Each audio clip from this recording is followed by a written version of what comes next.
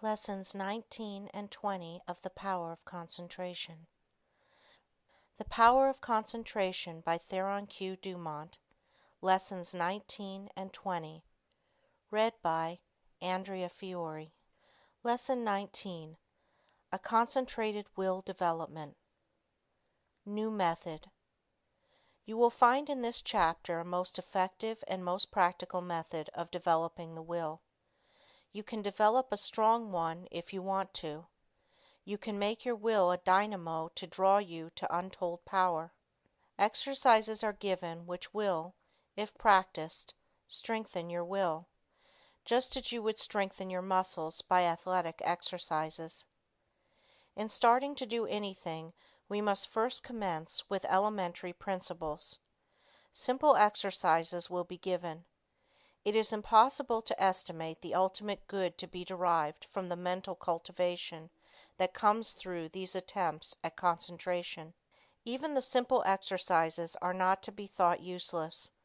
In no respect, writes Dr. Oppenheim, can a man show a finer quality of willpower than in his own private, intimate life.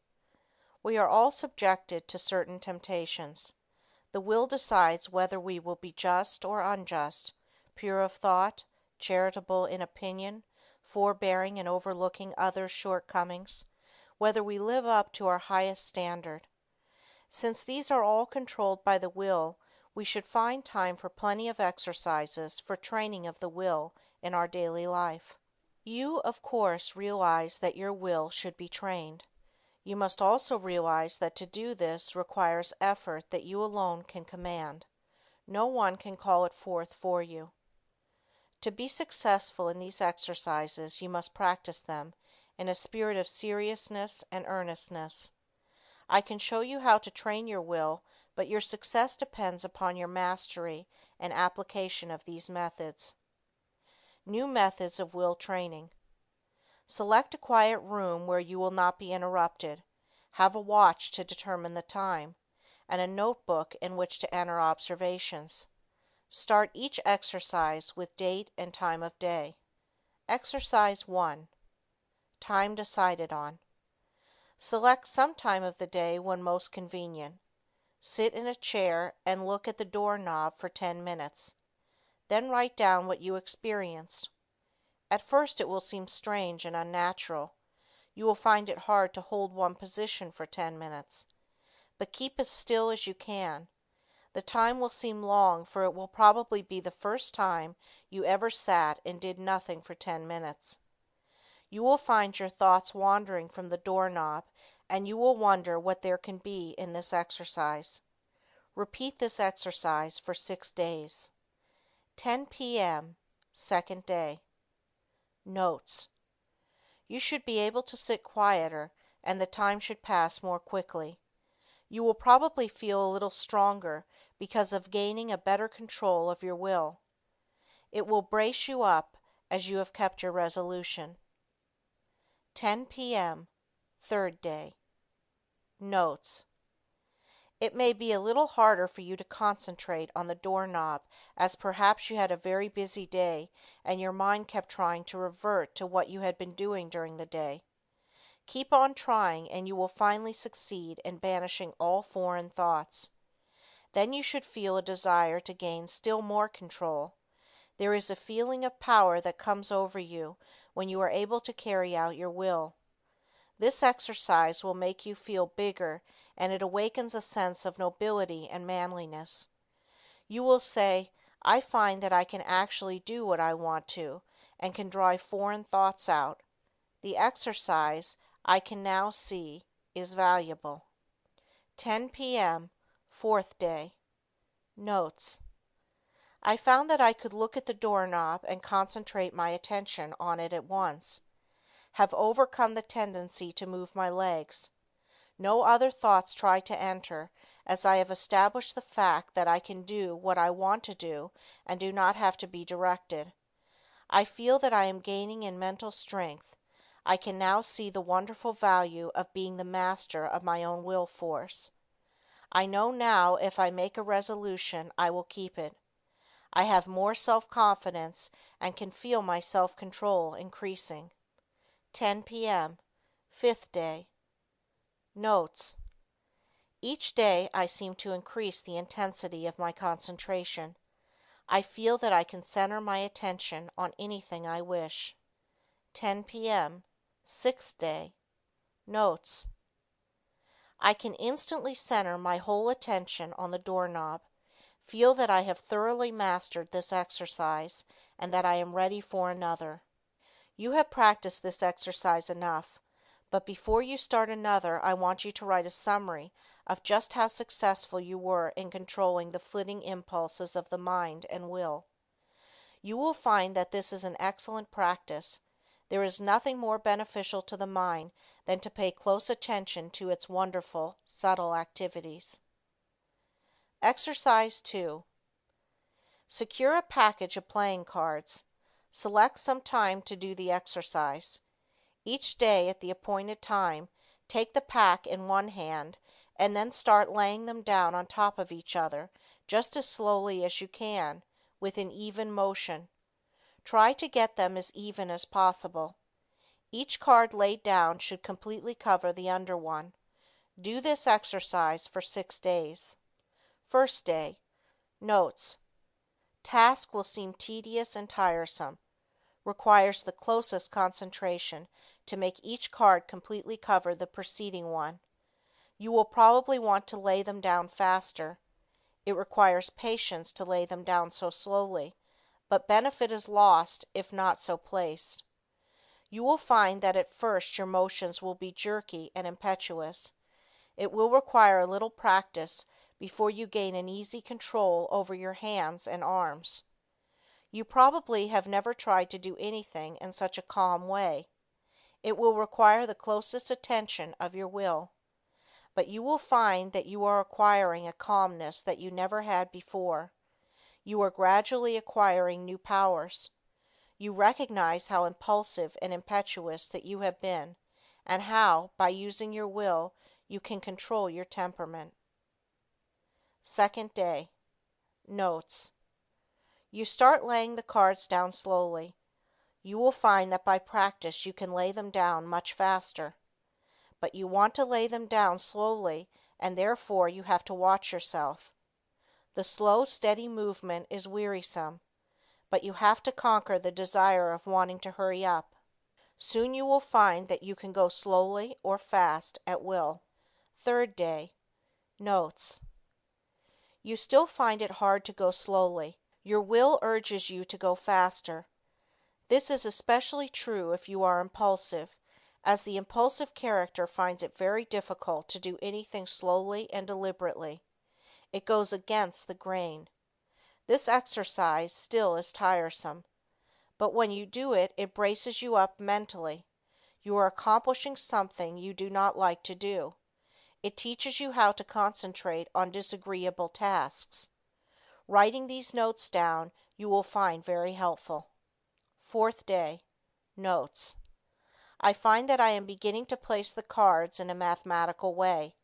I find one card is not completely covering another. I am getting a little careless and must be more careful. I command my will to concentrate more. It does not seem so hard to bring it under control. Fifth day. Notes. I find that I am overcoming my jerky movements, that I can lay the cards down slowly and steadily. I feel that I am rapidly gaining more poise. I am getting better control over my will each day, and my will completely controls my movements. I begin to look on my will as a great governing power.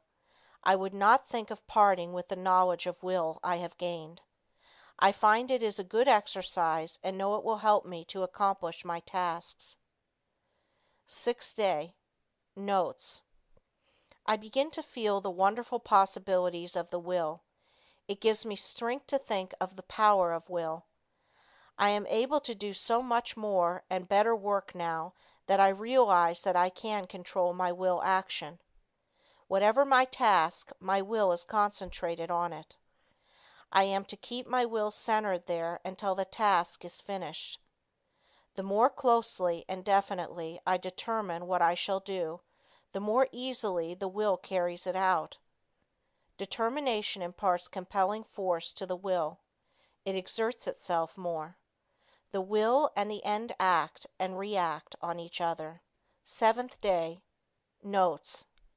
Now try to do everything you do today faster. Don't hurry or become nervous. Just try to do everything faster, but in a steady manner. You will find that the exercises you have practiced in retardation have steadied your nerves and thereby made it possible to increase your speed. The will is under your command. Make it carry out resolutions rapidly. This is how you build up your self-control and your self-command. It is then that the human machine acts as its author dictates. You certainly should now be able to judge of the great benefit that comes from writing out your introspections each day. Of course you will not have the exact experience given in these examples, but some of these will fit your case. Be careful to study your experiences carefully and make as true a report as you can. Describe your feelings just as they seem to you. Allow your fancies to color your report and it will be worthless. You have pictured conditions as you see them. In a few months, if you again try the same exercises, you will find your report very much better. By these introspections, we learn to know ourselves better, and with this knowledge can wonderfully increase our efficiency. As you become used to writing out your report, it will become more accurate. You thus learn how to govern your impulses, activities, and weaknesses. Each person should try to plan exercises that will best fit his needs. If not convenient for you to practice exercises every day, take them twice or 3 times a week, but carry out any plan you decide to try. If you cannot devote 10 minutes a day to the experiments, start with 5 minutes and gradually increase the time. The exercises given are only intended for examples. Will training without exercise. There are many people that do not want to take the time to practice exercises, so the following instructions for training the will are given to them. By willing and realizing, the will grows. Therefore, the more you will, the more it grows and builds up power. No matter whether your task is big or small, make it a rule to accomplish it in order to fortify your will. Form the habit of focusing your will in all its strength upon the subject to be achieved. You form in this way the habit of getting a thing done, of carrying out some plan. You acquire the feeling of being able to accomplish that which lies before you, no matter what it is. This gives you confidence and a sense of power that you get in no other way. You know when you can make a resolution that you will keep it. You do not tackle new tasks in a half-hearted way, but with a bold, brave spirit. We know that the will is able to carry us over big obstacles. Knowing this, despair never claims us for a victim. We have wills and are going to use them with more and more intensity, thus giving us the power to make our resolutions stronger, our actions freer, and our lives finer and better. The education of the will should not be left to chance.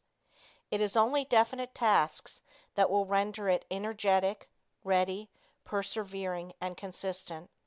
The only way it can be done is by self-study and self-discipline. The cost is effort, time, and patience, but the returns are valuable.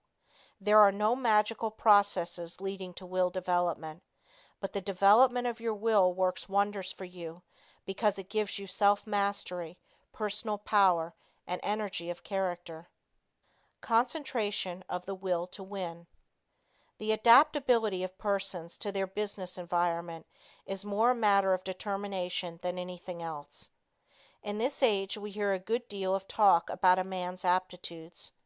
Some of his aptitudes, some of his powers, may be developed to a wonderful extent, but he is really an unknown quality until all his latent powers are developed to their highest possible extent.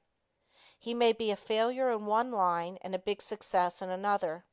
There are many successful men that did not succeed well at what they first undertook, but they profited by their efforts in different directions, and this fitted them for higher things. whereas, had they refused to adjust themselves to their environment, the tide of progress would have swept them into oblivion. My one aim in all my works is to try and arouse in the individual the effort and determination to develop his full capacities, his highest possibilities. One thing I want you to realize at the start, that it is not so much ability as it is the will to do that counts. Ability is very plentiful, but organizing initiative and creative power are not plentiful. It is easy to get employees, but to get someone to train them is harder. Their abilities must be directed to the work they can do. They must be shown how, while at work, to conserve their energy, and they must be taught to work in harmony with others, for most business concerns are dominated by a single personality. Concentrating on driving force within. We are all conscious, at times, that we have somewhere within us an active driving force that is ever trying to push us onward to better deeds. It is that force that makes us feel determined at times to do something worthwhile. It is not thought, emotion, or feeling. This driving force is something distinct from thought or emotion. It is a quality of the soul, and therefore it has a consciousness all its own. It is the "I will do" of the will. It is the force that makes the will concentrate. Many have felt this force working within them, driving them on to accomplish their tasks. All great men and women become conscious that this supreme and powerful force is their ally in carrying out great resolutions. This driving force is within all, but until you reach a certain stage you do not become aware of it. It is most useful to the worthy. It springs up naturally without any thought of training. It comes unprovoked and leaves unnoticed. Just what this force is we do not know, but we do know that it is what intensifies the will in demanding just and harmonious action.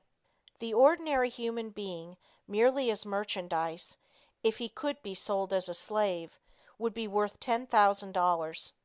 If somebody gave you a $5,000 automobile, you would take very good care of it. You wouldn't put sand in the carburetor, or mix water with the gasoline, or drive it furiously over rough roads, or leave it out to freeze at night. Are you quite sure that you take care of your own body, your own health, your own real property, as well as you would take care of a $5,000 automobile if it were given to you?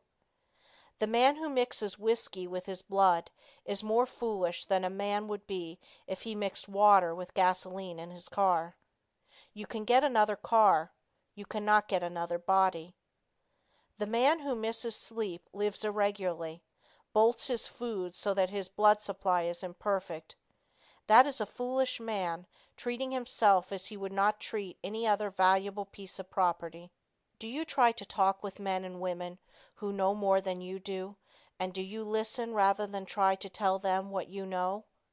There are 100,000 men of 50 and men of 60 running along in the old rut, any one of whom could get out of it and be counted among the successful men if only the spark could be found to explode the energy within them now going to waste. Each man must study and solve his own problem. Lesson 20. Concentration Reviewed. In bringing this book to a close, I again want to impress you with the inestimable value of concentration, because those that lack this great power, or rather, that fail to develop it, will generally suffer from poverty and unhappiness, and their life's work will most often be a failure, while those that develop and use it will make the most of their life's opportunities. I have tried to make these lessons practical, and I am sure that many will find them so. Of course, the mere reading of them will not do you a great deal of good, but if the exercises are practiced and worked out and applied to your own individual case, you should be able to acquire the habit of concentration in such measure as to greatly improve your work and increase your happiness. But remember, the best instruction can only help you to the extent to which you put it into practice. I have found it an excellent idea to read a book through first, and then reread it, and when you come to an idea that appeals to you, Stop and think about it. Then, if applicable to you, repeat it over and over, that you will be impressed by it. In this way you can form the habit of picking out all the good things you read, and these will have a wonderful influence on your character. In this closing chapter, I want to impress you to concentrate on what you do, instead of performing most of your work unconsciously or automatically, until you have formed habits that give you the mastery of your work and your life powers and forces. Very often, the hardest part of work is thinking about it. When you get right into it, it does not seem so disagreeable. This is the experience of many when they first commence to learn how to concentrate. So never think it a difficult task, but undertake it with the I will spirit, and you will find that its acquirement will be as easy as its application will be useful. Read the life of any great man, and you will generally find that the dominant quality that made him successful was the ability to concentrate. Study those that have been failures, and you will often find that the lack of concentration was the cause.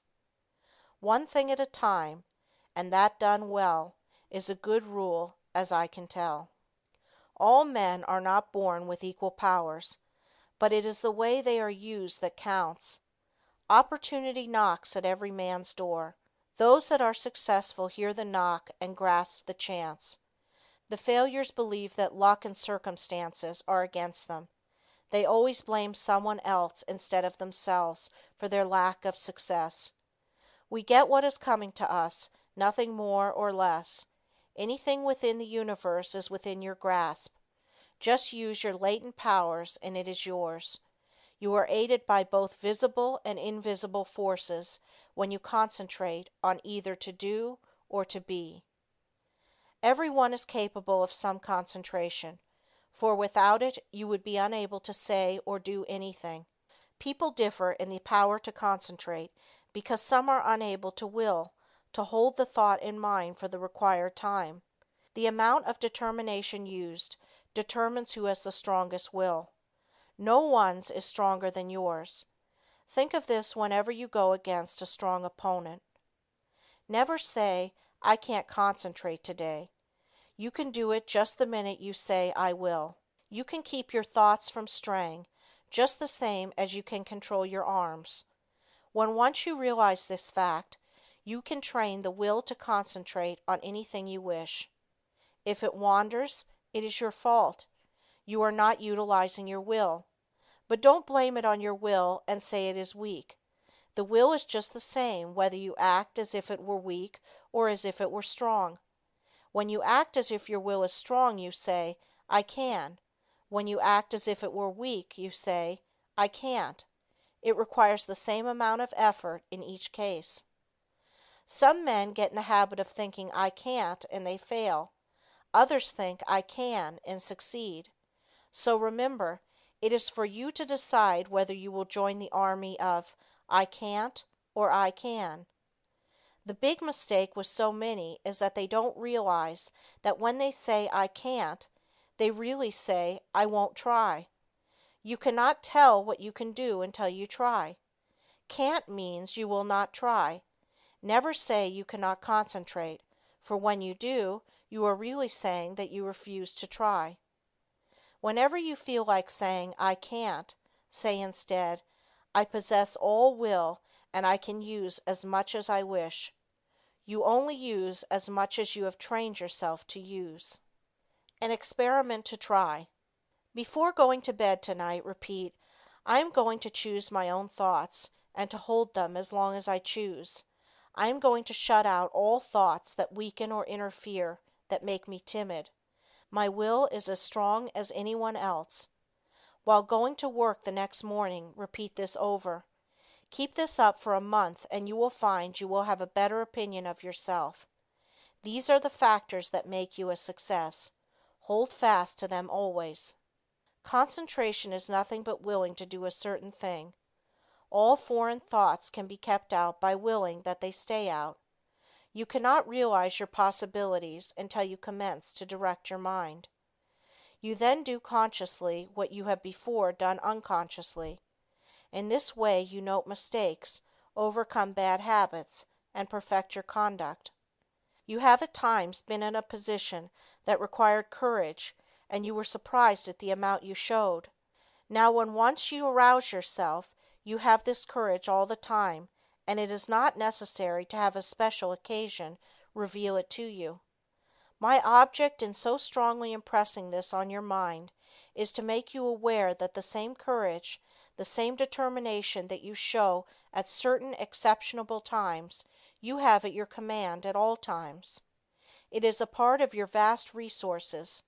Use it often and well in working out the highest destiny of which you are capable. Final concentration instruction. You now realize that, in order to make your life worthy, useful, and happy, you must concentrate. A number of exercises and all the needed instruction has been given. It now remains for you to form the highest ideal that you can in the present and live up to that ideal and try to raise it. Don't waste your time in foolish reading. Select something that is inspiring, that you may become en rapport with those that think thoughts that are worthwhile. Their enthusiasm will inspire and enlighten you. Read slowly and concentrate on what you are reading. Let your spirit and the spirit of the author commune, and you will then sense what is between the lines, those great things which words cannot express. Pay constant attention to one and one thing only for a given time, and you will soon be able to concentrate. Hang on to that thought ceaselessly until you have attained your object. When you work, let your mind dwell steadily on your task. Think before you speak, and direct your conversation to the subject under discussion. Do not ramble. Talk slowly, steadily, and connectedly. Never form the hurry habit, but be deliberate in all you do. Assume static attributes without moving a finger or an eyelid or any part of your body. Read books that treat of but one continuous subject. Read long articles and recall the thread of the argument. Associate yourself with people who are steady, patient, and tireless in their thought, action, and work. See how long you can sit still and think on one subject without interruption. Concentrating on the higher self. Father Time keeps going on and on. Every day he rolls around means one less day for you on this planet. Most of us only try to master the external conditions of this world. We think our success and happiness depends on us doing so. These are of course important, and I don't want you to think they are not, but I want you to realize that when death comes, only those inherent and acquired qualities and conditions within the mentality, your character, conduct, and soul growth will go with you. If these are what they should be, you need not be afraid of not being successful and happy, for with these qualities you can mold external materials and conditions. Study yourself. Find your strong points and make them stronger, as well as your weak ones and strengthen them. Study yourself carefully, and you will see yourself as you really are. The secret of accomplishment is concentration, or the art of turning all your power upon just one point at a time. If you have studied yourself carefully, you should have a good line on yourself, and you should be able to make the proper interior readjustments.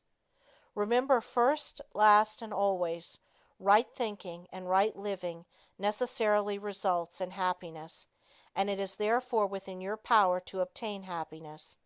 Anyone that is not happy does not claim their birthright.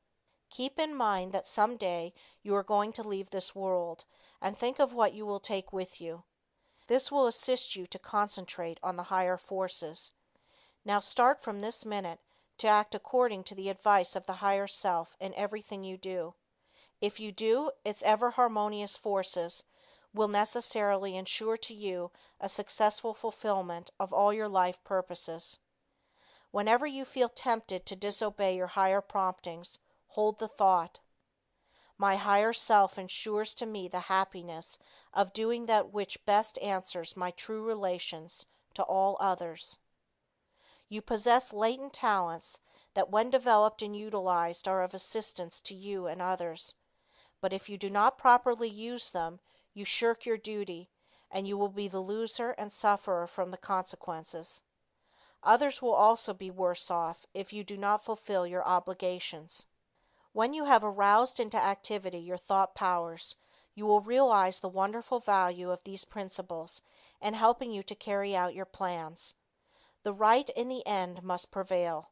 You can assist in the working out of the great plan of the universe and thereby gain the reward, or you can work against the great plan and suffer the consequences. The all-consuming fires are gradually purifying all discordant elements. If you choose to work contrary to the law, you will burn in its crucible, so I want you to learn to concentrate intelligently on becoming in harmony with your higher self. Hold the thought: I will live for my best. I seek wisdom, self-knowledge, happiness, and power to help others. I act from the higher self, therefore only the best can come to me.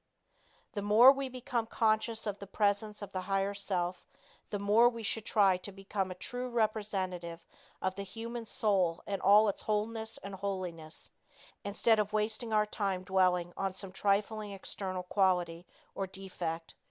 We should try to secure a true conception of what we really are so as not to overvalue the external furnishings. You will then not surrender your dignity or self-respect when others ignorantly make a display of material things to show off. Only the person that realizes that he is a permanent being knows what the true self is. End of The Power of Concentration by Theron Q. Dumont. This recording is in the public domain.